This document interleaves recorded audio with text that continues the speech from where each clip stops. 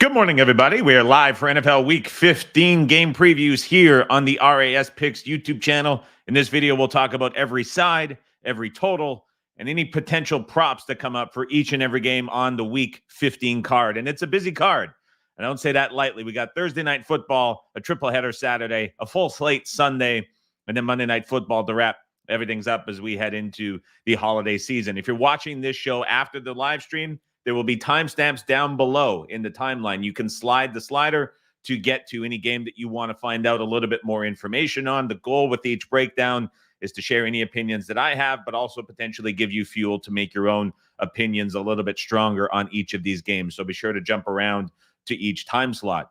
I want to also bring up the fact that there is a push for subscribers here on the channel.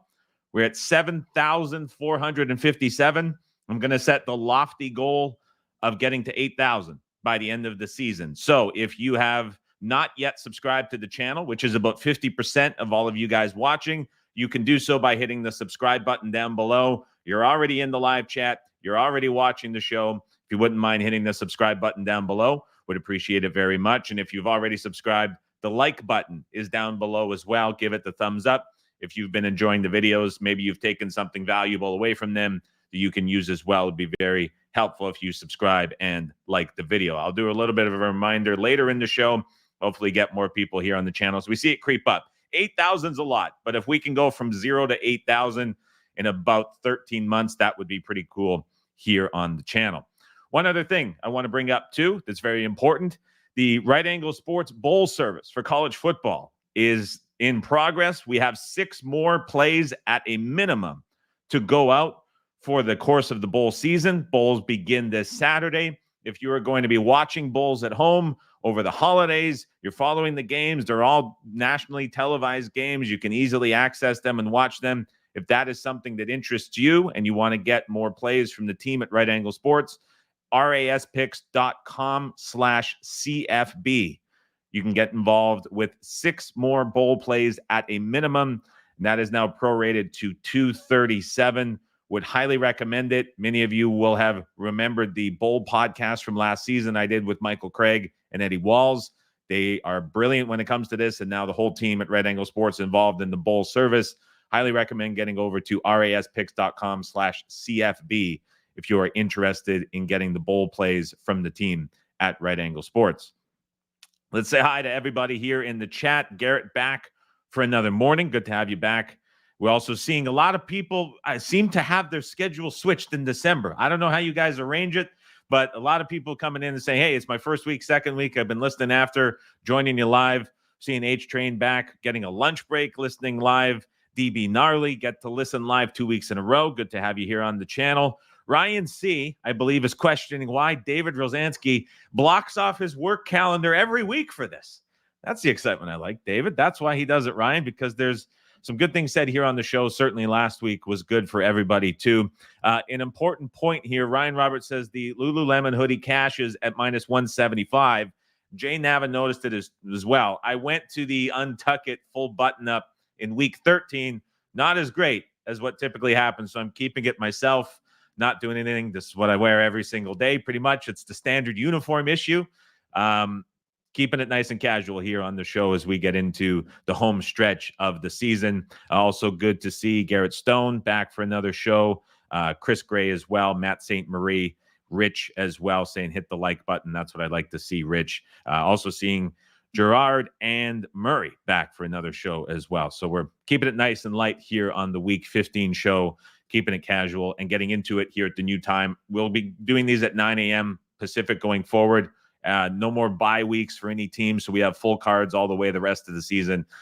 Last week we got cut off a little bit, so don't want that to happen anymore and be able to get everything in. A couple more hellos. Joe Lupo, Joe Schlosser, Michael Montoro, and Rich noticed is the new background photo from Eric Anders Lang, a big golf guy as always. You guys know that.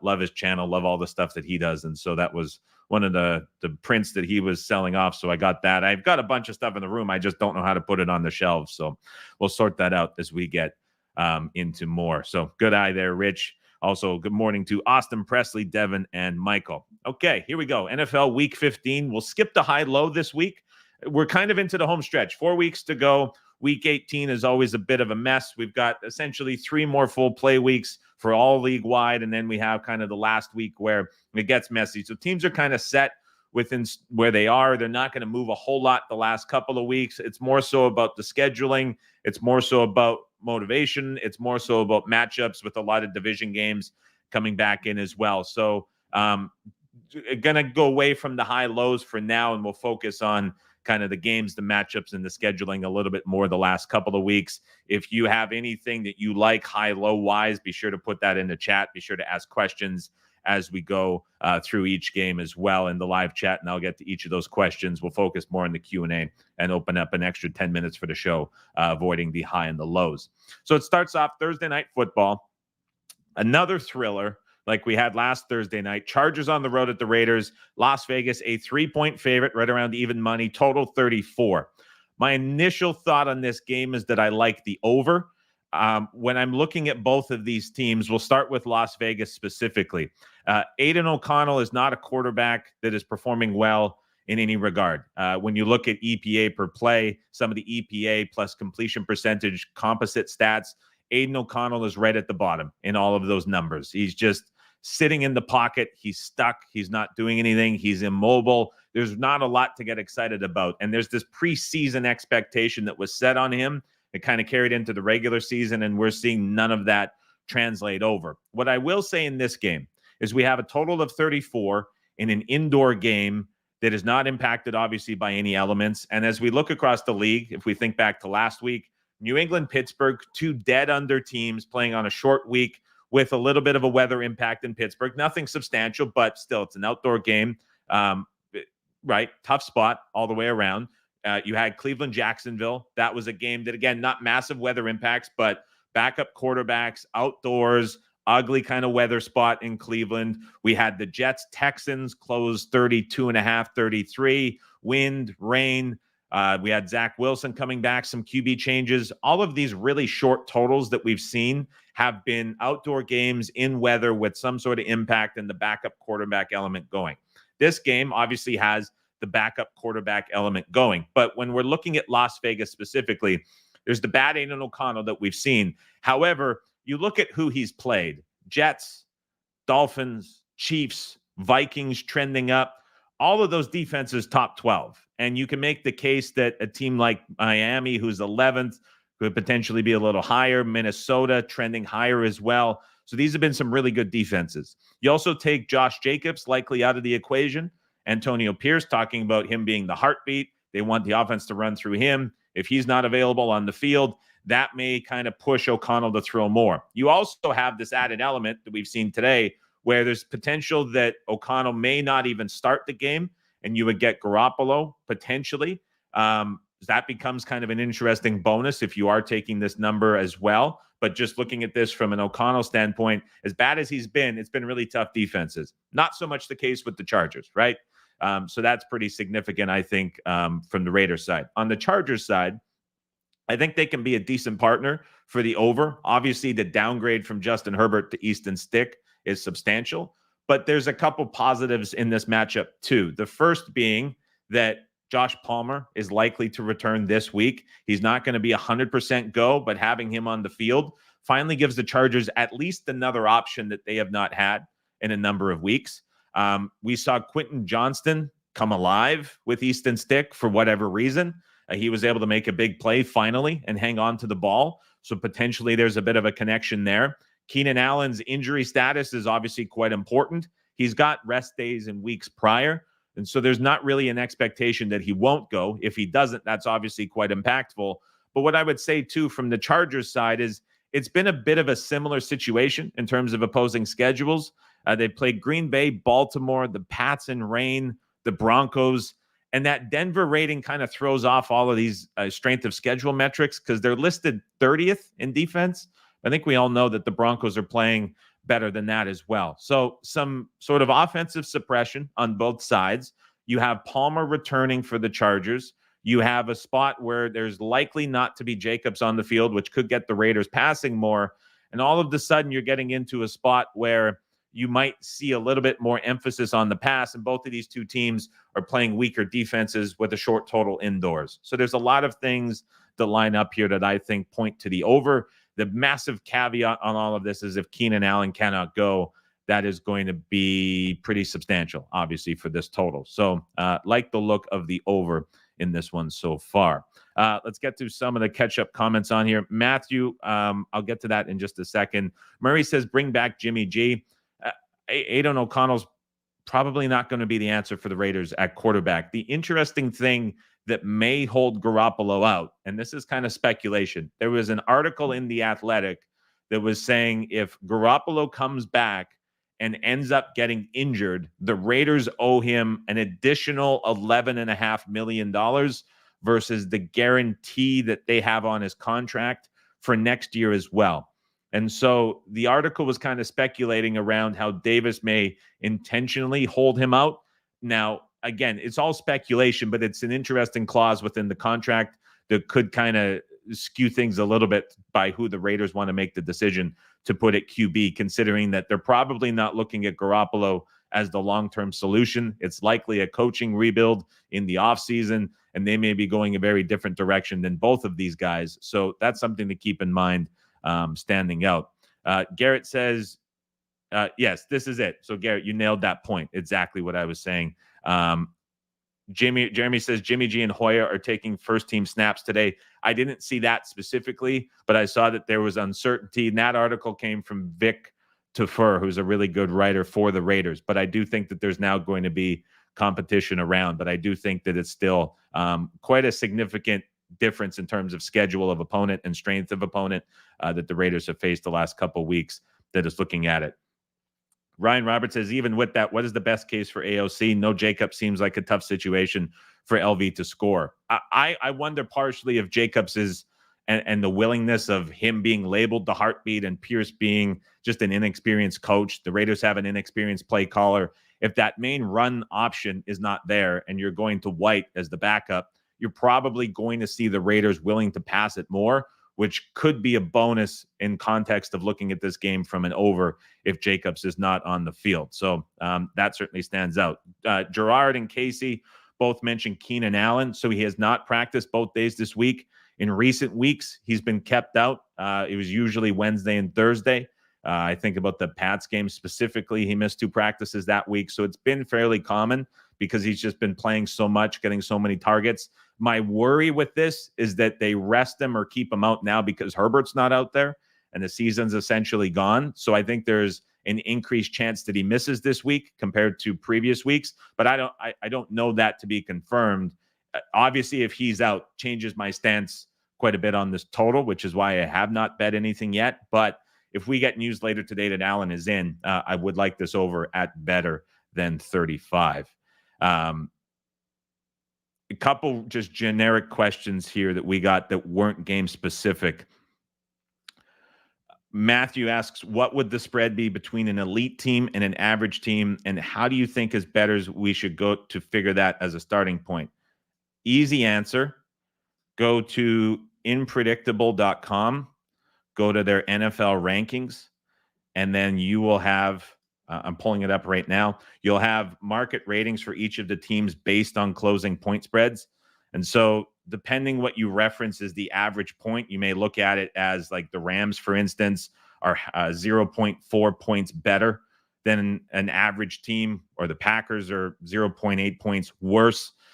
Some may go with the midpoint at team 16, which is 1.8 points worse than an average team in the Steelers. But this is all based off closing lines, point spreads, and then they derive the offensive and defensive rating league-wide based on final score versus expectations that were set by the closing point spread. And then you can compare it to past and future strength of schedule. So these are just basic market ratings that will show you exactly what you're looking for and to get context. And so it's much easier in most cases to use a good set of other rankings or an aggregate of multiple ranking sources to come up with power rankings than to try to make your own.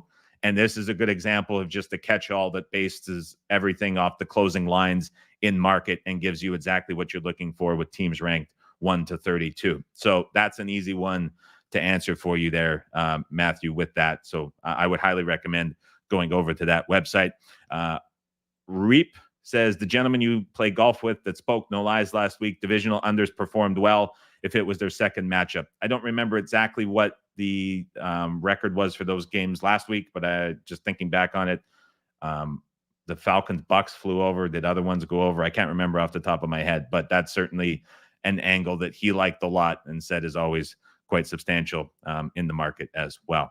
So Thursday Night Football, looking at points, but waiting on the status of Keenan Allen. Let's get to the Saturday triple header. Vikings on the road at the Cincinnati Bengals. 3.5 is the number for Cincinnati. Total currently 39.5. Interesting game. So big quarterback upgrade for the Vikings, going from Josh Dobbs to Nick Mullins. Josh Dobbs needs to be out of the league. Enough Josh Dobbs. We're done. He's getting dumped by teams. He's getting cut by offensive coordinators that vouch for him. He has no spot in the NFL as the starting quarterback. Enough of it. Get him out. He's maybe a backup. Done. I'm glad we're moving on from Josh Dobbs and that situation. We're now focusing on the Vikings, starting Nick Mullins under center. Why I say it's an upgrade for Minnesota is because we saw Kevin O'Connell unwilling to adjust the playbook to suit Josh Dobbs' skill set. Obviously, we know Josh Dobbs is a very good runner. He's a very good mobile quarterback. He has speed. He has athleticism. He refuses to run to the left, but boy, when he runs to the right and only looks at half of the field, he's pretty good at doing it. O'Connell designed for him in all of his starts a total of 4 runs, 4 designed runs in all of his starts. Everything else was a scramble for Dobbs. And we think about O'Connell's offense, right? Who is the main starting quarterback? It's Kirk Cousins. What does Kirk Cousins not do? Kirk Cousins does not have designed runs. Rolls out, typically going to the opposite side that Josh Dobbs wants to go to. Kirk Cousins sits in the pocket, hangs on to the ball, and gets the ball out. What we saw from Minnesota when Dobbs was rightfully and finally benched in the Raiders game where he did nothing for 3 quarters was Mullins came in and sat in the pocket, and he was willing to wait. He was not running after his first read wasn't there, sat in the pocket, waited, was able to get the ball out to the right guy at the right time and make the right read. We know the ceiling on Nick Mullins is not exceptionally high. He's not going to come in and lead the Vikings to a deep playoff run. It's not going to happen. He wasn't doing it with San Francisco, Kyle Shanahan, and optimal offensive situations. He's not going to do it with the Vikings. However, just in the context of who they have, it's a much better situation to have a guy that can run the offense as O'Connell sees fit, because O'Connell said he's not adjusting. We didn't see him make changes to support Dobbs. And so I think just by that, it's an upgrade having Mullins out there. I really want to like Minnesota in this game. There was pros that I know who took 4 and 4.5 with them. At 3.5, though, I'm starting to kind of change my mind on how I look at this, because as the week progresses, Justin Jefferson is trending. There's optimism around him playing is the word that's being used. He likely has added protection. He has a bad rib injury. He's probably on some pain medication, going to juice him up so he can potentially be able to be out there. But where I start to have concerns with Minnesota is in the game against the Raiders. They lost their best offensive lineman at right tackle, and they lost their starting running back, Madison. So if Jefferson is not 100% and you have Mullins coming in, as much of an upgrade at QB as it might be, you now have an immobile quarterback behind an offensive line that's beat up without any sort of run support on the ground, and potentially your number one weapon that Mullins would really kind of open up within the offense is less than 100%, or maybe not even able to go. And that worries me a little bit for the Vikings and their offense. Defensively, they've been playing fantastic.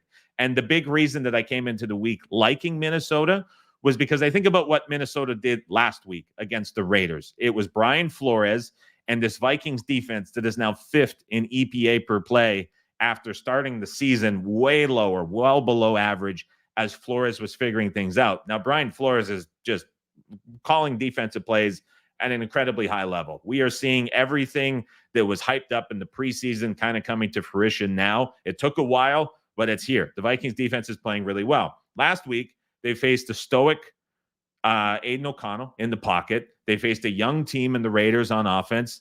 And now they essentially get a very similar matchup against the Bengals this week that I thought could kind of translate to a similar performance for the Vikings, probably not shutting out the Bengals like they did last week, but it's a pretty favorable matchup for Flores and this defense.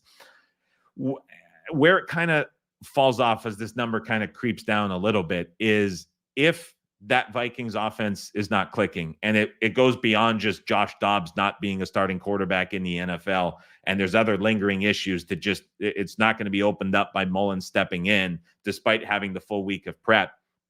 What I'll say about the Cincinnati Bengals that has impressed me, even in the screenplays that they were running last week that were going for big yardage, everything with Browning has kind of clicked because of these playmakers that the Bengals have around him. So the Steelers game for Browning was a tough spot. First start, didn't have the full week of certainty, gets thrown in there, tough divisional matchup, doesn't work. And then Jags game and Colts game, we now have 3 games for Browning, and you're looking at his numbers. His intended air yards per throw is the second lowest in this 3-week span. His EPA per play is the highest in the NFL. And so Cincinnati's making everything really easy for Jake Browning, and these playmakers are going for big plays. And you can look at this 2 ways. You can say it's a spot where the Bengals are getting lucky and those playmakers are not going to break off those big plays consistently. Or you can look at it and say, like, if you're building an offense for a backup quarterback to come in uncertain times, this is exactly what you want to do. And Browning is executing it very well. I don't know exactly where I land on that spectrum of, is this something that Browning can sustain and keep up, and these playmakers are going to keep doing it? What I do know is at a much higher level and a much different class, week after week after week, the 49ers are praised for their playmakers making plays in space and the yak that they produce in that offensive scheme. And so, like, if they're not getting criticized for that, how can it be a knock on Cincinnati?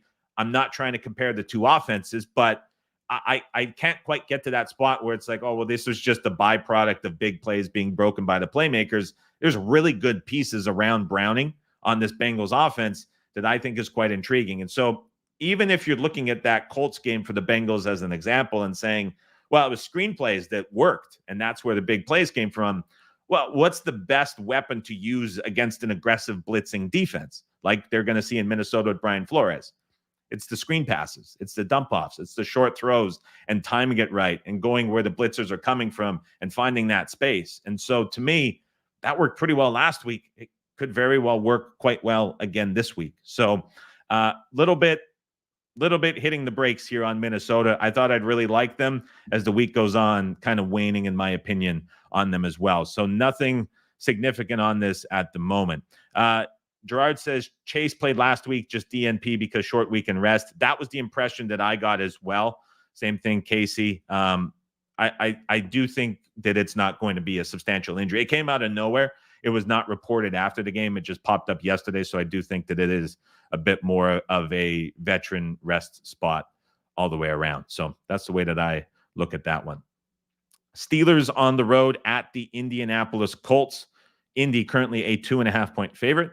Total in this game is 42 shaded under, or 41.5 over, -115 at Chris. Initial thought here is that over is in play. Shane Steichen overs continue to be very popular on a week-to-week basis. They continue to get home. The Colts had a very suspect holding call late, sort of 9-10 minutes left in the fourth quarter, that took a touchdown off the board. So that could have turned out to be a 21, 22-point output for the Colts that wasn't because of that penalty. As we saw, anybody is able to move the football on this Colts defense. It happens week after week. And we still see these totals priced very short, largely because of the opponent that is facing off against the Colts. And so in this week, it's absolutely lower than where we were last week. This total last week, Bengals Colts, got bashed over. I used it on Nesson midweek at like 42.5. It closes 44.5 on the other side. These Colts games just get smashed over. Obviously lower now with the Steelers coming in with Trubisky. We talked about it last week for the Steelers as a reason to like New England getting the points, and that was the whole offensive shifting. So let's kind of recap Pittsburgh and talk about why they might be a good opponent here for the Colts going over this total of 41.5. So Mike Sullivan comes in for Matt Canada. That was in the Bengals game 3 games ago. If it was 4, correct me, but it was 3 games ago off the top of my mind. And that game, there was the big offensive outburst with Kenny Pickett. Play calling changed, route tree changed. Everything looked really good for Pittsburgh. We then go into the Arizona game, week 2. And the thought process was a lot of points unrealized from the Bengals game. We're going to see it come through and come to on the scoreboard in this game against Arizona. We had 2 rain delays. You had Kenny Pickett go down, and you had just a mess of a weather game all the way around. And that really derailed the Steelers in that game against the Cardinals. Then you go on the short week, now knowing that, okay, you don't have Kenny Pickett. You're switching to Mitchell Trubisky. You've got to go through the shift again. It's a short week on the road against the New England defense. It's top 10 in EPA per play allowed. Really tough spot for the Steelers in that game against the Pats. As we saw it, Pittsburgh really struggles to move the football. Now it's extra rest going on the road indoors to play a really bad defense that you're going to be able to run the ball on, and every other team in the league has been able to throw the ball on. And so as I kind of look at this trajectory, it was the offensive reset, switching play callers, going from Canada to Sullivan in the first game against Cincinnati, looked really good. Game 2 was like, okay, here we go. We're building on that. Injury to your starting quarterback, weather game, multiple delays, completely derails it. Next game, short week, not a lot of time to change anything, not a lot of time to do anything. Really good defensive opponent, really tough spot. Now, extra rest. We know we have Trubisky. We got to sort things out. We're playing a really soft defense. We're playing indoors. There's not going to be weather. Here's where you can see the Steelers offense break out and have a decent game. And so on one side, it's the Steichen overs that continue to flourish against the Steelers defense that's banged up, especially in the middle of the field. On the other side, it's the Steelers, I think now, with a bit of a time to sort of gather themselves, sort things out, and we see a better offensive performance out from them in here in this game. Linebacker situation for Pittsburgh is worth pointing out. Landon Roberts, Highsmith, and TJ Watt all on the injury report. Highsmith and Watt were both media available yesterday. So I think this is trending where everyone ends up playing for the Steelers at the linebacker position. At this point, injury reports are kind of a suggestion anyway, more than they are definitive. And so who knows with that? But everything that we've seen yesterday and kind of in today in the morning suggests that they're going to be out there. So don't know if I like Pittsburgh money line. I do think we see points in that game. Saturday night football, Broncos on the road at the Detroit Lions. Detroit -4 across the board. Total in this game, 48, with actually a couple 47s showing across the board as well. 48 at Chris, 48 at Pinnacle, 47.5 circa BetOnline, FanDuel, Jazz, PPH, Ace, couple others. So a bit of a difference in where we're seeing the total pricing for this one. We played Detroit. I like Detroit in this game as well. Currently at -4. It is a touch higher than what we played. There was another pro group that came in after us, pushed us out to 5 just before I came on air. The 5s were taken out in favor of the Broncos, and this came back to 4. So you now have clear buy point at 3.5, clear buy point at 5 on the other side, and this number is probably going to linger in the middle. When I look at this game specifically, I think it's a good get-right spot for the Lions, good spot for their offense to figure things out. There was so much talk about the Bears' vaunted run defense last week, how much it had improved. And the worry was that Detroit was not going to be able to run the football without Ragnow at center. The Lions had 2 backs that went for 60-plus yards. They had over 140 yards total rushing. Detroit was still able to run the football. The problem that Detroit has had the last couple of weeks is really Jared Goff and his turnovers. And it's come twice against the Bears, a team that knows him very well within the division and plays a style of defense in that cover 2 shell that Goff really struggles with, and these receivers really struggle with as well. The one game where we saw the Lions have a solid offensive output in this downturn that they've had was the 6.2 yard per play outing against the New Orleans Saints. And when you look defensive style-wise, the Saints very similar to what the Broncos run. And as well, the Broncos are still without their best option to defend tight ends, which could absolutely open up Laporta as another option for Goff in this game. So it was a couple games in a row where Goff was playing defensive styles to really give him trouble. He had the outdoor game against Chicago last week, which had some weather impacts in it. It's just been kind of a back and forth. And now after 2 games on the road, he returns home. They get a Denver team that you can run on. You also have a Denver team that struggles to defend the best weapon the Lions have on offense.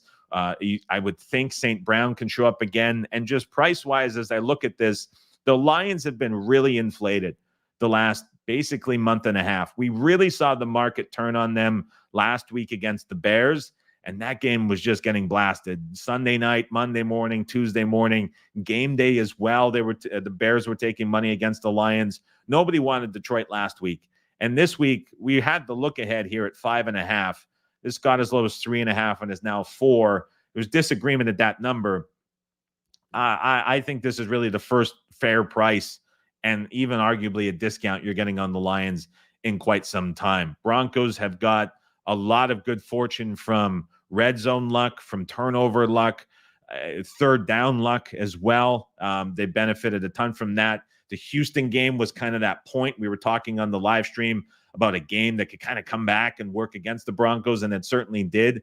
This seems like another spot where Denver on the road is just in a tricky situation, and I like the Lions here at home laying the 4 points.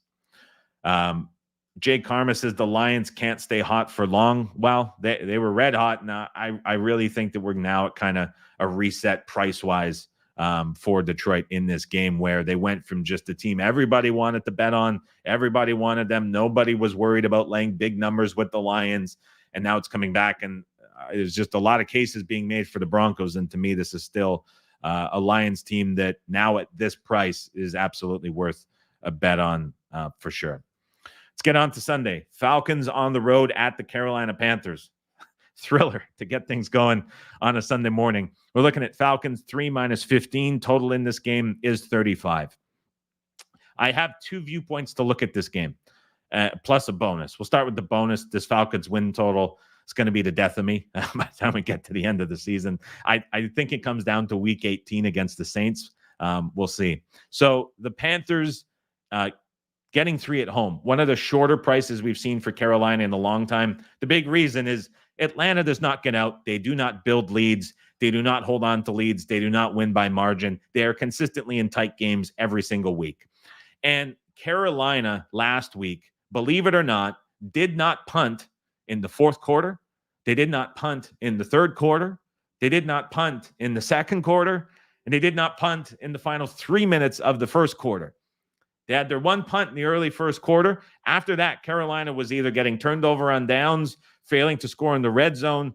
Carolina should have had a whole lot more than 6 points against the Saints defense. Where I start to look at this and say, well, the Panthers are an offense that nobody has liked all season long. Everybody wants to criticize Bryce Young. Everybody wants to criticize the play calling. Rightfully so. Not going to defend that anymore. Thought there was upside midseason. Right? It's not happening for the Panthers on offense. And so what I would usually look at last week in that Panthers box score against the Saints as being a wildly misleading box score and saying, why are the Panthers undervalued? I want to take the points with Carolina. They got things going. It's kind of what they are offensively, right? It's not like they were consistently moving it and they were consistently getting unlucky and it was bad breaks and you're like, okay, this offense is turning. It's not that at all. It was just them continuously shooting themselves in the foot against the Saints, failing to do anything. And even on those high leverage downs, I think they were 1 for 6 on fourth down off the top of my head. Even on those high leverage downs, like it wasn't good play calling. It wasn't just barely missed execution. And so to me, I look at this, I don't think anybody can comfortably back the Falcons laying this number of a field goal or more just because of how they play. But I wanted to kind of come in and be like, where's the reason to bet Carolina? But I mean, this is not, to me, an inflated number at all that you're looking at that I would have expected to see off of that game. And I really don't see too much excitement or a way in to back Carolina in this game. So you're stuck because Certainly couldn't lay the points with Atlanta, but on the other side, you're just not getting a whole lot from the Carolina Panthers. Much more interesting game, Chicago Bears on the road at the Cleveland Browns. Cleveland, the consensus 3 minus 20 from left to right across the screen. Total in this game is 37.5. So Cleveland's pass rate with Joe Flacco continues to spike. He's throwing it a ton. Stefanski is letting him throw it a ton. And you have a very stark contrast between Browns play calling with Flacco versus Browns play calling with DTR/Walker, and even so with Deshaun Watson under center. And so a very different identity for the Browns and their offense with the switch at quarterback to Joe Flacco. There are some concerns for Cleveland now with offensive line injuries. DeJuan Jones is lost for the season, so you're now missing your starting and backup right tackle. Ethan Pocic is uncertain to play in this game at center. Jedrick Willis is not coming back at left tackle. So all of a sudden up front, there's a lot of issues. You also have Jerome Ford in the backfield. He's dealing with an injury. And so it's quite impressive what Stefanski has been able to get done with all of these injuries on offense and still find a way to get Flacco throwing it more, get these wide receivers more involved. It's a very different looking Cleveland Browns offense that I think is going to continue, especially in this game. What I will say about the Chicago Bears, just kind of touched on it in the Lions breakdown. You look at the defensive EPA numbers for the season for Chicago, and they're ranking really high. They're trending even higher. It's been really impressive what the Bears have done from a defensive number standpoint and where they rank.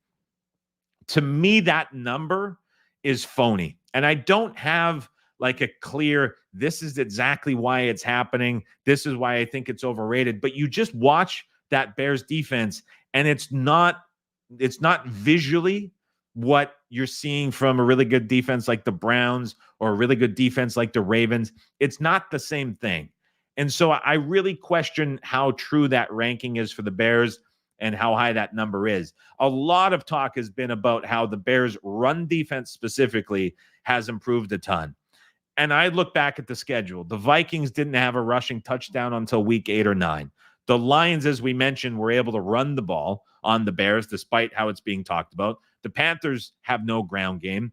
The Saints rotate through multiple running backs. The Chargers had no ground game with Eckler fading away. The Raiders run Jacobs 30 times a game for 3.5 yards a carry. They played the Vikings again in there. The Commanders have no ground game. The Bears have benefited from playing a lot of really bad running opponents and a lot of really bad offenses. And I question if Cleveland's offense is ranked properly in this matchup and going forward with the changes to Joe Flacco. Something that's keeping me a little less confident from backing Cleveland in this spot than I should be is I think Justin Fields running in this game is going to be wide open. You look at what the Cleveland Browns do defensively. It's a ton of man coverage. That means a lot of the DBs running in matchup with their wide receivers. That often means that their backs are not to the quarterback. It's much easier for a mobile quarterback to run on a man defense than it is for a mobile quarterback to run against a zone defense. And the Browns just don't sit in zone. And doing so with all these injuries they have in the secondary, it would be just a big switch for Jim Schwartz and what he typically does on a week-to-week basis. So I do think that Chicago, can move the football. But I look at this very tough spot for Chicago coming into Cleveland and stepping up and facing this caliber of defense. I think it's a Browns offense that potentially is still not quite rated properly with the pass rate increase in expectation. And I could only look at backing the Browns in this spot. And I do think the number goes up a little bit from here to kickoff. Jets Pete says, Flacco played as good as you can get last week, and he still barely covered against the better defense. Feels like we see Jets Joe Flacco versus Chicago. I do not agree with that sentiment at all. That was a game that Cleveland comfortably led and was outside the number all game, and it was the Jags coming back late and almost sneaking in the back door to get the push. But it was also a Browns team that even after the Lawrence news on game day was getting bet at the highest limits of the week when everything was settled with that. And you knew that the Jags were getting their best quarterback back and how much that mattered. And the market still didn't want any piece of fading Cleveland in that game. So I disagree with that sentiment quite a bit. I think this is a very solid Browns team with a great option at quarterback. As we keep going here, want to remind everybody, as we're now over 300 people here on the stream, we are pushing for 8,000 subscribers by the time we get to the end of the season.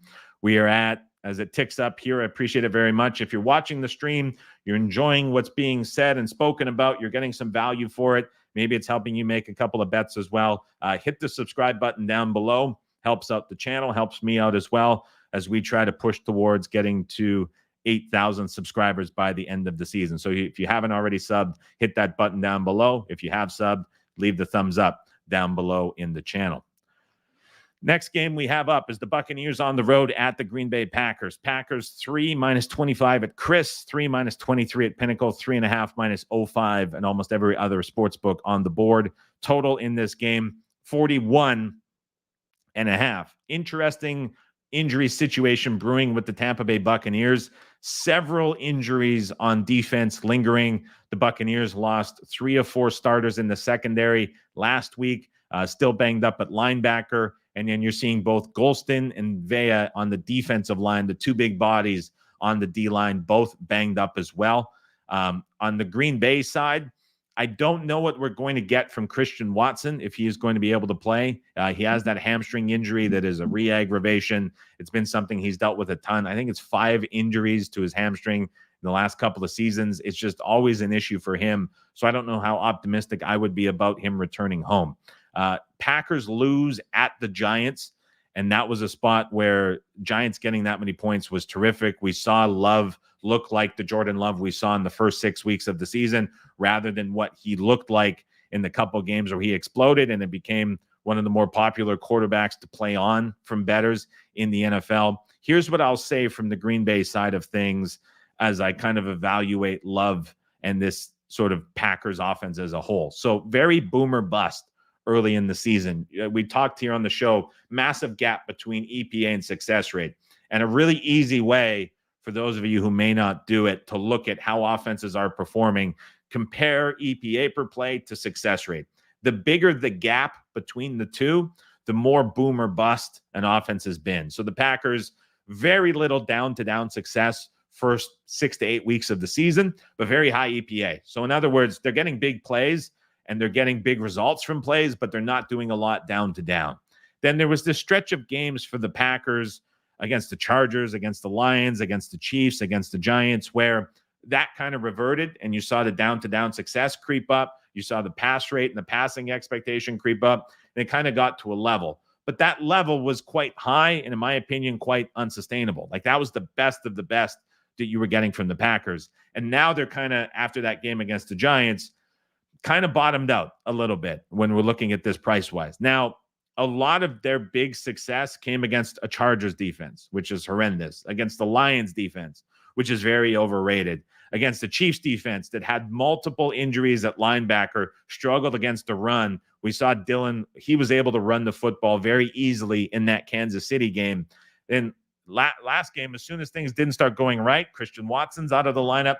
Packers offense looked very, very different. And so that's why I think the injuries to Tampa Bay in this game matter so much. Because if you have guys like Golston and Vea who miss or are unable to play, well, that opens up A.J. Dillon. You may also get Aaron Jones back for the Packers in this game. If they can run the ball, that's going to go a very long way. I don't get the impression that Christian Watson is going to be able to go. And I really think that that impacts and hampers the passing game for Green Bay quite a bit. I don't think that Jordan Love is the quarterback we saw against the Lions on Thanksgiving Day, against the Chiefs in Sunday Night Football. I really think it was a case of just those 2 games. Everybody was watching, getting everyone quite inflated, which is why we saw the ridiculous number on Monday Night Football against the Giants. But this has now come back a little bit to a spot where you could consider looking at the Packers on the side. Not a bet that I would like, but it's a much more fair number on the Packers side in this game. I'm going to be very curious to see if this total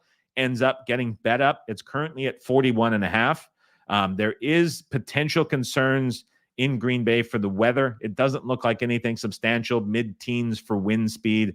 So it's probably not going to have a huge impact. But if it's a spot where the Buccaneers have those defensive injuries and you get Baker Mayfield going against this Joe Barry defense where he's going to be able to get those easy throws underneath, they're going to be able to run the ball with Rachaad White. We saw what the Buccaneers offense looks like last week when they were able to run it, and those plays that Dave Canales throws away on first and second down turn into a bit of positive yardage. That's something the Packers defense concedes. And so I think there's a path for Tampa Bay to move the football. And if they have all those defensive injuries, even if Watson is unable to go, the Packers are going to be able to move it as well. So to me, that's something to keep an eye on total-wise, match it with the injury report on Tampa Bay as you go. Can touch quickly on Texans Titans. Very limited availability on this game. Houston is still circled. Limits on this game, half, if not lower, in many instances. We're seeing 2.5 for the Titans where available with a total of 38. CJ Stroud in the concussion protocol. Your guess is as good as mine as to what the concussion protocol even means at this point in the season. Again, much like the injury report designations we're seeing the last 2 weeks, concussion designations, much more of a suggestion than they are any source of truth. And so what we get from Stroud coming into this game, if he's able to go, complete question mark. The big impact beyond that is you're now without Tank Dell, and you're very, very likely without Nico Collins, who has the calf strain, an injury that can very easily be re-aggravated. I don't think you see Collins out there. You take away Tank Dell, you take away Nico Collins, and you have, obviously, if Stroud is out, that's impactful. But even if Stroud is in, this is going to be a very different Texans offense going forward. Those are two pieces, and their importance to this offense cannot be overstated enough. And now without them in there, I think that is going to force Houston into running the ball more, going to more 2 tight end sets. It's just going to be a very different looking Houston Texans offense, which is going to be very tough to sort of sustain any of the numbers and output that they have been doing for the last basically 6 to 8 weeks since Stroud really started pushing to be able to throw more. DJ says Dalton Schultz, he's still banged up. I think this week could be a spot where he returns. That'll be an interesting injury note later today. But yeah, this is a very different Houston Texans team without those couple wide receivers. And obviously if Stroud is out, if Keenum is in, I think that in this one game spot, you'd rather have Keenum than Mills. I don't think they're going to go that way, but very concerning for Houston going forward. And I think a team that had a lot of optimism to potentially sneak in the playoffs now is really in jeopardy of missing out. Tennessee, on the other hand, this is, I mean, it sucks because I would have loved to have a spot where you could back the Texans here off of another loss at New York following the loss the previous week, right? Like this starts to look like, okay, here's an option where you can look at it onto Titans off the big win on Monday Night Football with the comeback and all the emotion that went into that, and a Titans team that is missing guys up front on defense, a secondary that can't defend, bombs away on Houston, right? But all these injuries now keep you off Houston in this game. We still don't know who's going to be quarterback. So wait and see. Could never, ever lay this number with Tennessee, but you just have to wait and see what you're trying to get from Houston. And maybe it's a spot. Always an interesting conversation internally is you get the downgrade to the backup quarterback, the injuries, but that number tends to push out too far, and you get the discount with the backups that could maybe become a valuable number. So I'm waiting to see what happens here with this game as the week progresses. H-Train says Titans don't overthink. I could never bet Tennessee in this spot. There's no chance that I could do it. If this gets to maybe 3 or 3.5 with either Mills or Keenum, pretty easy decision for me to back Houston in this game. But that's a wait and see. Giants on the road at the New Orleans Saints. New Orleans a 6-point favorite across the board. Total in this game, 37.5. Like the Saints in this game, we played it on the service at a better number. Still looking at 6. This would be the absolute peak that I would look at considering with the Saints. I think the Giants in this game, a very easy team to fade and a very easy team to play against. DeVito has been a great story. He's been all over social media. There's been all the hype. Everyone knows the story by now. It's like Josh Dobbs all over again. with that dumb Pasternaut BS for a bad quarterback that didn't deserve to be a starting QB in the league. And you're getting to the same point with DeVito. I mean, coming into the league, there was no hype around him. Nobody expected him to be a starter. He's now the NFC Player of the Week because of what he did against the Green Bay Packers defense. It's becoming the most overblown story in the league. You have Dayball, who essentially was passing on the rest of the season, now finding himself in a completely different situation. But I look at this realistically. They played the Washington Commanders, a defense that is the biggest over defense in the entire NFL that every team all season long has easily moved the football on. The Giants went for 292 yards. They had just 5.6 yards per pass. It was a terrible offensive output against the Washington Commanders, despite what the scoreboard says. Overblown result against Washington. The Giants then played the New England defense. Again, 275 yards, 4.2 per play, 3.7 per pass. They had one drive all game against the Pats that went for more than 30 yards. And then against the Green Bay Packers, he did a great job of not turning the ball over. A lot of these numbers, 367 on the output, 6.7 per play.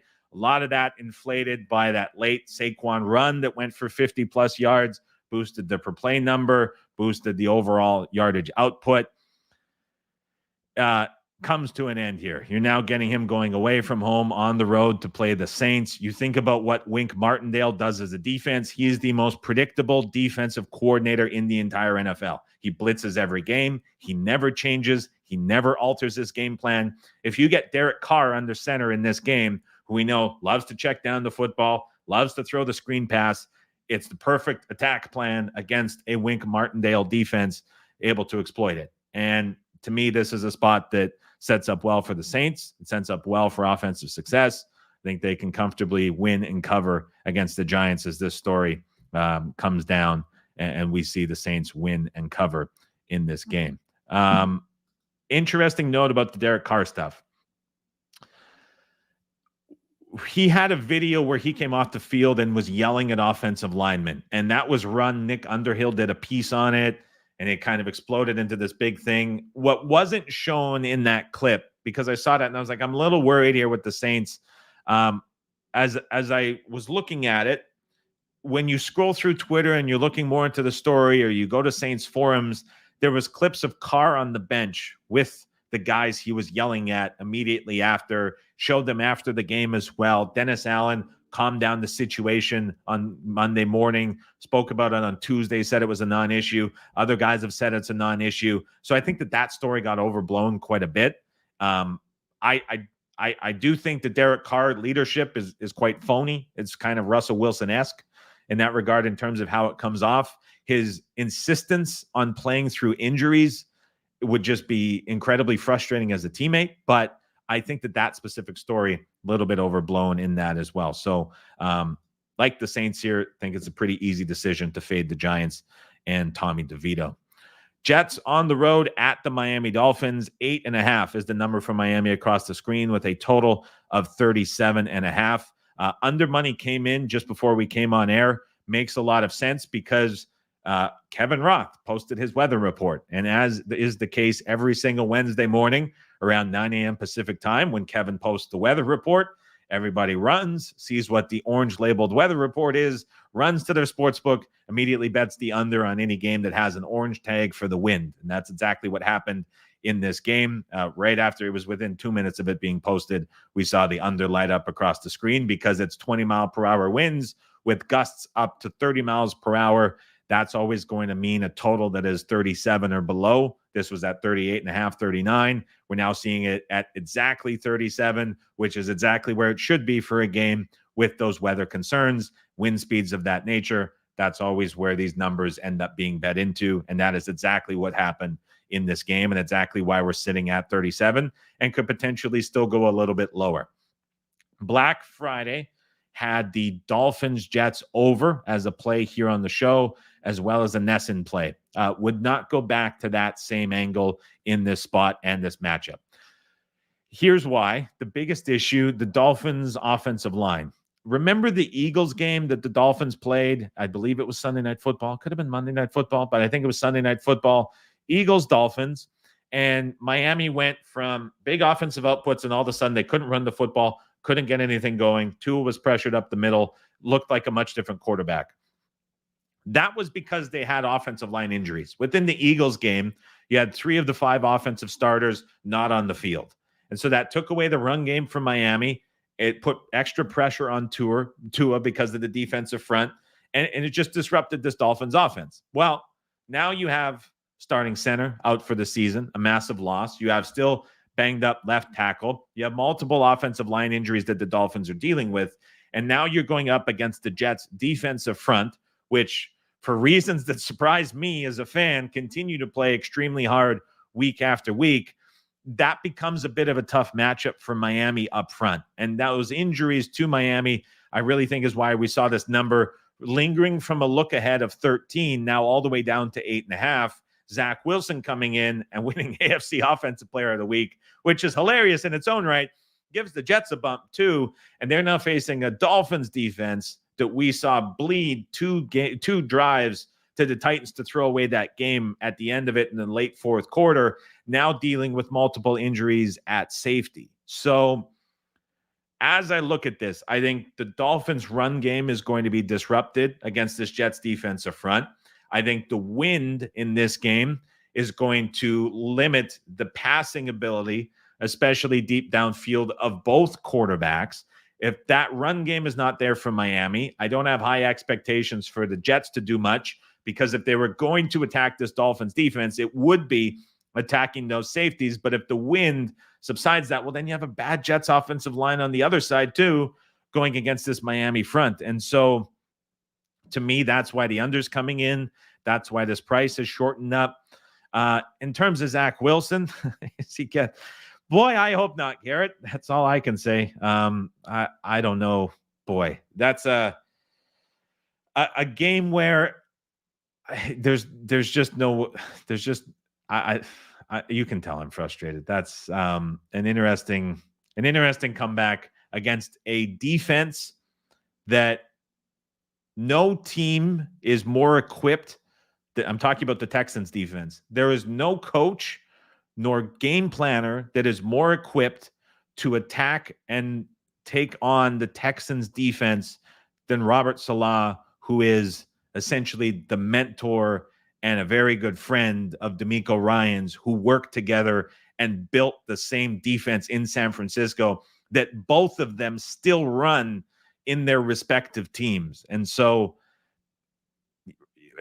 yeah, it's not a surprise that the Jets came out and did what they did, knowing what Robert Saleh knows. It was the easiest thing to practice for from Robert Saleh's perspective in that game. Obviously not the case whatsoever going up against Vic Fangio. 49ers on the road at the Arizona Cardinals. 13.5 is the number for San Francisco in this game on the road. Total in this game is 47.5, shaded up higher and could absolutely move a little bit higher. I don't have a lot of strong opinions on this game. I did hear someone that I respect say they think the 49ers run away with this. They were considering 49ers team total. I don't know if I share the same sentiment. Obviously, the Arizona Cardinals defense is a very bad unit that is struggling to get off the field and just conceding a ton of yardage. We saw the 49ers kind of struggle a little bit with some issues in that game against Seattle that kept the Seahawks around longer than they should have.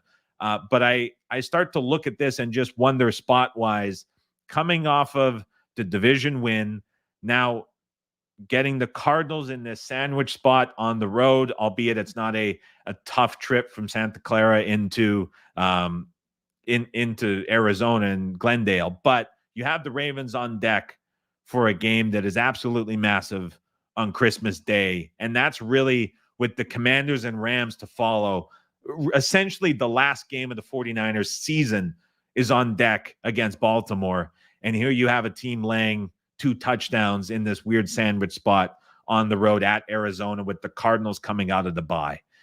It's just a weird spot for San Francisco here, laying this big of a number after kind of a clunky game against the Seattle Seahawks. And so Nathan says it, looking ahead. I don't know if this and it's true, sentiment of looking ahead and not playing as well stands out, but it's historically a spot that I don't love getting involved with laying this big of a number. I'm not super excited by the prospect of backing Kyler Murray against this 49ers defense.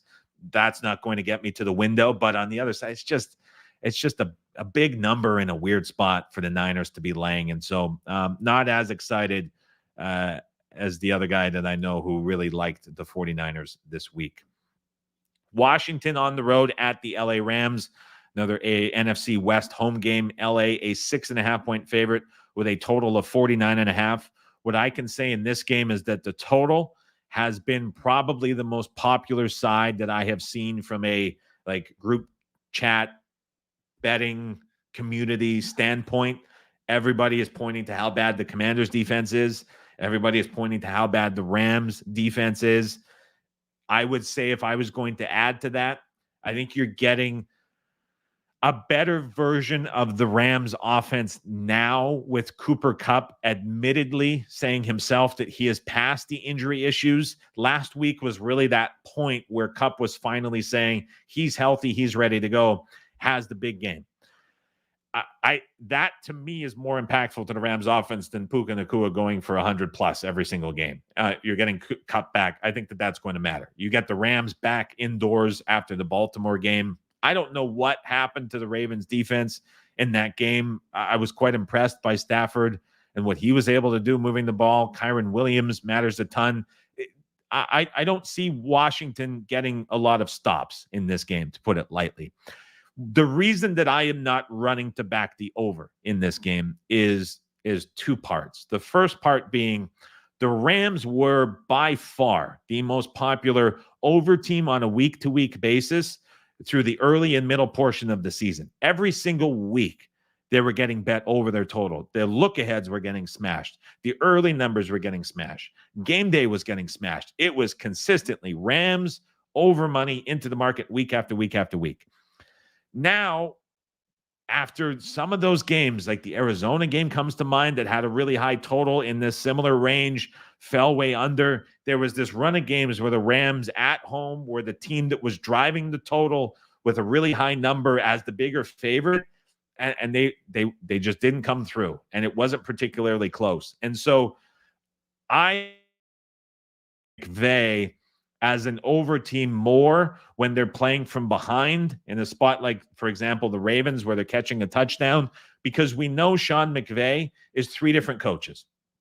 When he has the lead, he slows down, the pass rate drops, the run rate increases. It's a different offense when the Rams are ahead. When it's a tight game, he's very even keel. We know what he's getting, that 60% pass rate. It's a lot of involvement with Kyren Williams. You know what you're getting from McVay in those spots. When the Rams are trailing, throw everything out the window. Pass rate spikes.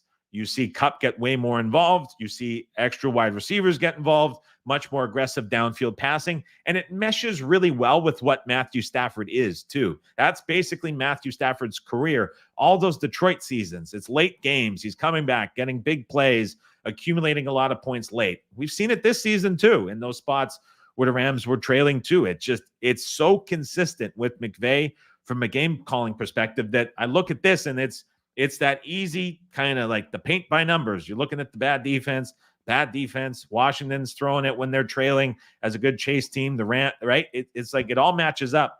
But I've seen this a couple times this season, and it hasn't gone through as easy and straightforward as it has been laid out to be. And I worry that this game could represent another one of those spots with a really high total for 2023 at 49.5. And you need the Rams to drive the total. So to me, that stands out a little bit. So I can't get involved with that over. I have no opinion on the side in this game. Murray says it right. The Rams won't play from behind here. I don't think that they will be either. And that's really the big thing that worries me. So maybe from an in-play angle, if you see the Rams trailing, you can grab an in-play over, and that stands out quite a bit too. Nathan says it well. McVay sits on leads. His splits as a play caller, up 7 or trailing by 7 in terms of pass and run rate distribution, as diverse, is that the right word? As any coach, it's as drastic, the splits differential, as any coach and play caller in the entire NFL. That's what he's always been, and that's what he still is this season. 4 more games to go. Cowboys on the road at the Bills. I think this is going to be the most entertaining game to watch of the entire season. My thoughts in this game early week was immediately give me the Bills. I wanted the money line. I wanted -1, -1.5. I was like, give me the Bills. Someone who I respect more than any other bettor on earth talked me out of it and said, there's concerns here for Buffalo. First of all, you had injuries in the game against Kansas City. Micah Hyde, I don't think that he is going to be able to play. AJ Epinesa up front, not nearly as impactful. He's trending towards week to week. Dalton Kincaid is also banged up as well. He's going to be less than 100%. And there's some changes here with the Bills potentially brewing. So Dawson Knox is going to be back, going to be 100% for this game with the extra time to get ready. With Knox stepping back into the lineup, that is going to switch the Bills' offense because Kincaid is not only going to take the number 2 role, but with him being less than 100% healthy, that's almost a certainty. So that's going to bring the Bills back to, in my opinion, focusing on running the football more. A lot of big games recently from James Cook, and I think that that's going to be something they lean on.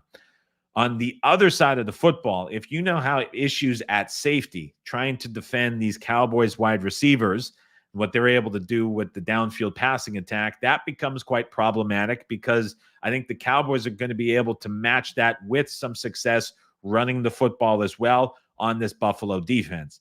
And where this kind of comes together is more so on the offense, as I think about it, is last week the concern was as these pieces change and guys come back, are you going to see the Buffalo Bills offense revert to the offense that we all had a lot of trouble with and sort of couldn't quite understand in the early portion of the season, which led to the Ken Dorsey firing? What we saw was the Bills in the second half against the Kansas City Chiefs, when it was kind of comfortable for them, could not do anything on offense. And we had really good comment here. Too many injuries for Buffalo defense. Allen makes too many mistakes. That wasn't the tweet I was looking at specifically, but there was one that it's good points, right? But there was one comment about how the Bills in the second half completely fell off and were not able to do anything against Kansas City. And so obviously from the spot perspective, Dallas finally getting the monkey off their back. They beat Philadelphia. They're now in control of potentially winning the division, right? Like that was a monster game for Dallas. They're now going on the road to play in Buffalo. What I wanted to bet against was my big question of, can the Dallas cadence travel? And what I mean by that is you've all watched it, you've all seen it, you've all heard it. Dallas playing indoors on turf in their home stadium where the crowd plays to the offense. Dallas is very timing based. The cadence is very specific. The snap count is very specific. That's all well and good when you're playing the Giants, the Commanders, the Seahawks, indoors, at home, where everything's comfortable and controlled. My big curiosity was, what does that look like when you go outdoors on the road against a great opponent like Buffalo? Is it still as good? And will Mike McCarthy, if tested late in games for the first time since the Eagles game back in October, is he going to make the right decisions when he's pressured? Because it's all been really easy for the Cowboys. They're blowing out teams. Everything's comfortable. What does that look like when it's not at home in the controlled environment on turf when everything's comfortable and all of a sudden is outdoors in a tough spot on the road where it's not as friendly? I think that might matter. But the spot here doesn't set up as well as it looked for Buffalo, because it wasn't like Buffalo went into KC and just dominated for 4 quarters, and this hype that's building around the futures in the AFC and to make the playoffs that's building, it kind of pushed this price out further than what I was hoping to get. And it got to the point where I actually think at Buffalo at 2.5, and the market agreed within the last 10 minutes here, kind of got too high, arguably. To me, this was a game that I was kind of anticipating coming out around the pick'em. And you're looking and you're like, okay, this is too far for Dallas. And you can look at all those spots and those negatives for Dallas, play against it, maybe back Buffalo. But this, with Buffalo still the short favorite and some of the injuries lingering and not coming out of KC looking at nearly as good as what we thought they might, that kind of puts some concern and some damper here on the Bills. So I was completely talked out of betting the Buffalo Bills side. don't have any opinion. And if any, kind of leaning the other way at this point into Dallas, which might just be a very, very good football team that is still not rated to their ceiling and being fully realized. So talked out of it, no opinion on Cowboys Bills, but this is going to be a very good game to watch and a very good game to follow. Sunday Night Football, it's the Ravens on the road at the Jacksonville Jags. 3.5 is the number for Baltimore across the screen with a total of 43. This is another Florida game, obviously being played in Jacksonville, which means the same weather impacts that we are likely to see in the Miami game is also going to be seen here on the field. This one is not as significant. This is slightly lower sustained winds, slightly lower gusts, but it is going to be another wind game, which is why I think we see the 43s get bet under. It's not really comparable to the Ravens game and the weather conditions last week against LA.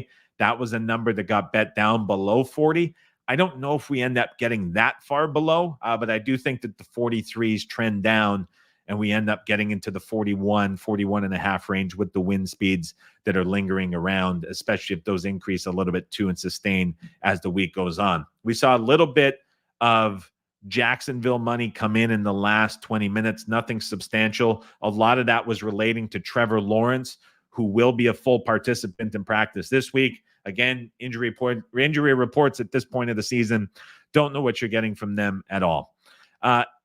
This is another game. It sucks because I do feel like I'm letting the viewership down a little bit. I've got some strong opinions in really obscure games this week, and these big games, I don't have a lot of opinion one way or another. And this is another one. Jacksonville went into Cleveland in what I thought was a pretty impossible spot with Lawrence not practicing all week, being limited at best, not really getting any sort of true game planning or prep. They just lost Christian Kirk. ETN was far from 100%. They have issues at left tackle. A lot of that is still true, obviously, in this game against the Baltimore Ravens defense. But I just have such a hard time trying to figure out what you're getting from this Ravens team on a week-to-week basis, especially from the defensive side, because there have been a lot of opponents this season who have played Cleveland and Baltimore in subsequent weeks back-to-back. And to me, it's the easiest thing in the world for Baltimore to look at a team they know well in Cleveland and see what the Browns did against the opponent that was been played in the week prior and just replicate the same thing, because Mike McDonald is able to do so many different things with his defense on a week-to-week basis based on the personnel. But you have these games like last week against the Rams where you're looking at the Ravens defense and trying to figure out how in the world they got into that situation late in the fourth quarter to begin with. And so Ricky says it quite well, poor body language and lack of efforts from the Ravens defense. Like, I don't know what is going on with the Ravens defense that is so good on paper and has all these stats and these high comparisons. And they just have thrown in some of the most bizarre clunker games that we've seen. And so it gives me a really tough time trying to figure out where the Ravens should be rated and if this number is fair or not, because I can find a ton of negatives on Jacksonville in this game. But the biggest positive and the best unit on the field, which would be the Ravens defense, it's so hard to predict on a week-to-week basis. And so I don't have a strong opinion in this game at all. Chiefs on the road at the New England Patriots. Kansas City, a 9-point favorite across the board currently. Total is 37 in a game involving Patrick Mahomes. First game he has played in that has a total in the 30s. New England, off extra rest, beat Pittsburgh in a game where they scored a bunch early. Bailey Zappi completed a couple big passes to Hunter Henry, got Juju Smith-Schuster involved. You now have the Patriots dealing with the Belichick rumors and allegations that his job has already been decided and he is out at the end of the season. Does that mean that you get him trying to sneak a couple more wins, knowing that it's not his team to run going forward? If there's truth to it, an interesting angle lingering. The Chiefs, believe it or not, off another loss, which again is hard to believe that the way the Chiefs team has trended. So my initial reaction in this game was, give me the Chiefs. As is the case with another 4 or 5 games this week, was essentially talked out of it. To me, this was an easy spot to go against the Pats off of that win against Pittsburgh. Now with this price adjusted down after the Chiefs look bad for another week again, and back Kansas City against a very bad New England team at a number that's been adjusted down. Here's the problem. Kansas City has 4 games left on the schedule. They're going to be comfortable favorites in each of the 4 games. Already looking ahead to the Raiders game next week on Christmas. Chiefs are going to be a double-digit favorite. It's going to be easy sailing, especially now with the Herbert injury for the Chiefs coming out of the season. The question is, do you want to get involved with the Kansas City team on the road in Foxborough, laying 9 points against the bad Patriots team where the emphasis from Kansas City in these next 4 games is probably not going to be run up the scoreboard and hang a huge number, whereas the focus is much more likely to be, let's just figure out this offense and get ready for the playoffs in 4 weeks. Win these 4 games, get out comfortably, don't get injured, don't have any main changes, because we still have a chance based on how all these teams in the AFC from the top 6 end up playing and crossing over and having matchups against each other. The Chiefs are playing their games outside that window of all these playoff teams.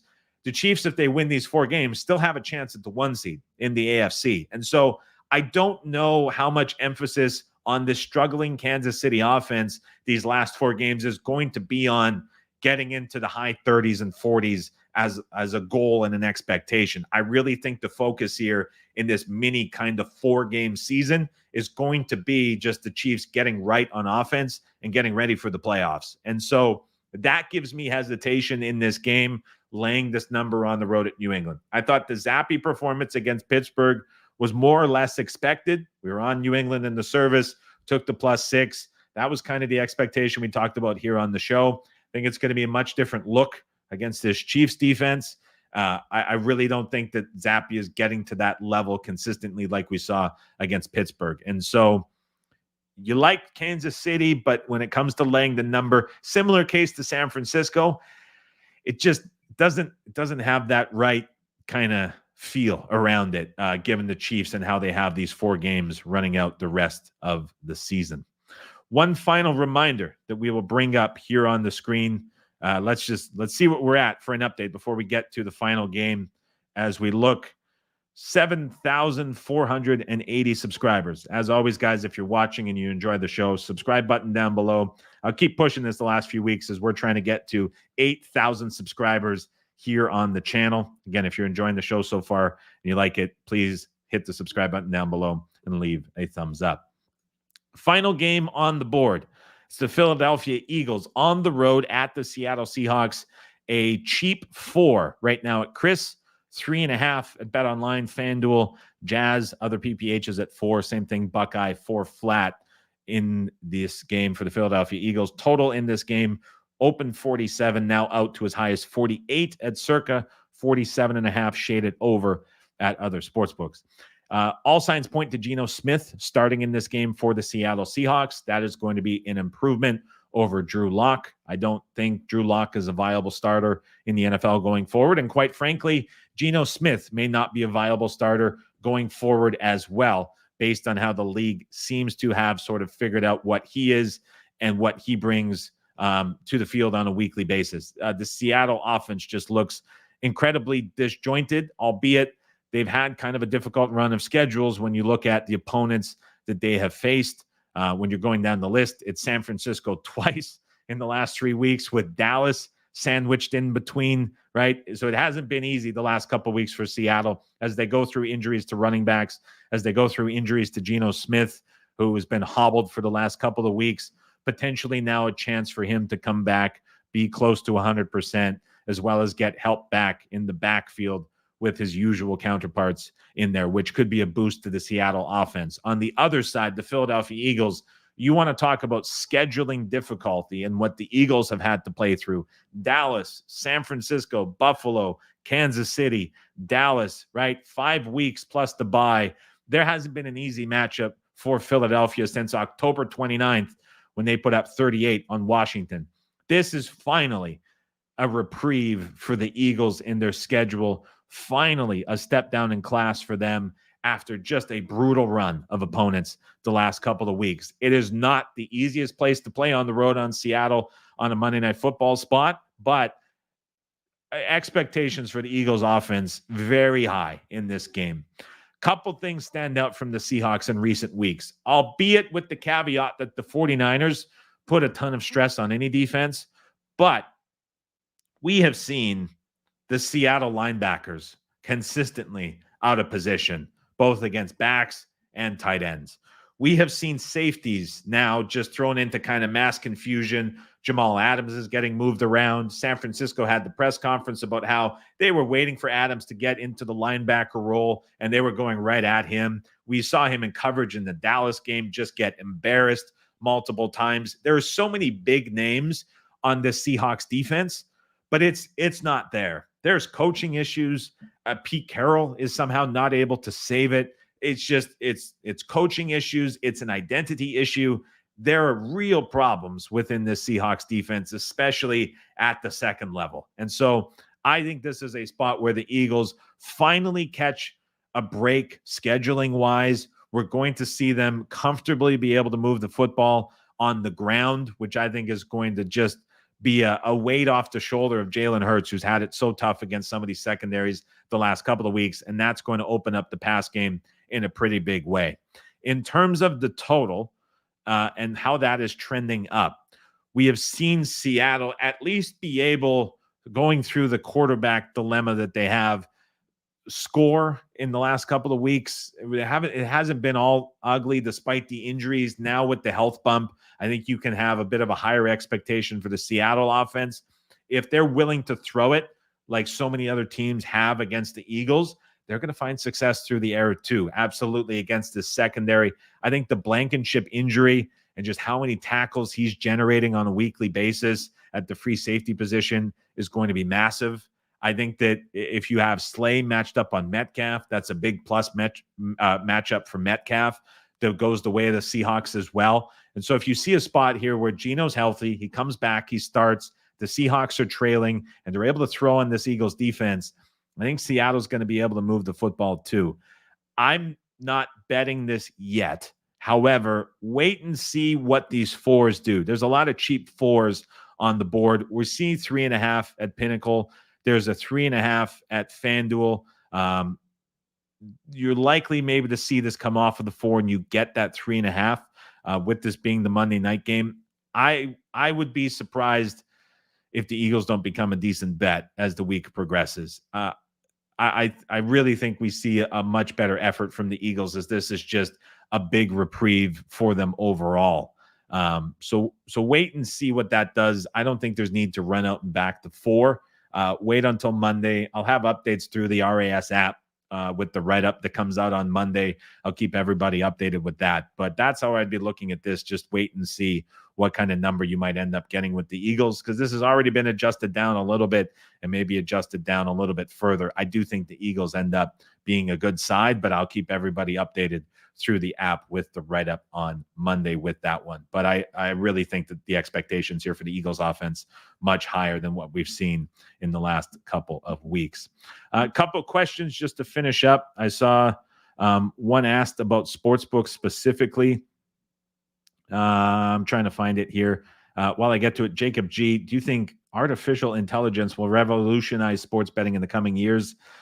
Last person you want to ask about artificial intelligence would be me. So I don't have an answer for that one there at all, Jacob. Sorry about that. I wanted to find one. Crash Davis asks, is there a book that you think has sharper lines? So the limits that are taken by sports books typically correspond to how sharp a number is going to be in just a very basic sense. The biggest limits that you see on a weekly basis are at Chris and Circa from just sports books. Buckeye would be a number 3 that you're looking at as having kind of a gauge for where the market is going to be leaning and where that is going to slant. Bet Online would be the 4th book that I put up there with Chris, Circa, and Buckeye. There are a couple PPH shops that you can find on either Spank Odds or Don Best that are really good indicators of where bets might come in first. That could be a sort of a tip off of what you might see movement wise, but they're not necessarily going to be so much making that market as they would be facilitating the bets. From just a market making perspective, Chris certainly would be the one that stands out alongside with those Buckeye numbers that you're seeing on the next day. But I always keep an eye on Chris as that main book. In terms of props, FanDuel outsources a lot of their work to different analytics providers to come up with a lot of their base numbers, and they post them quite early.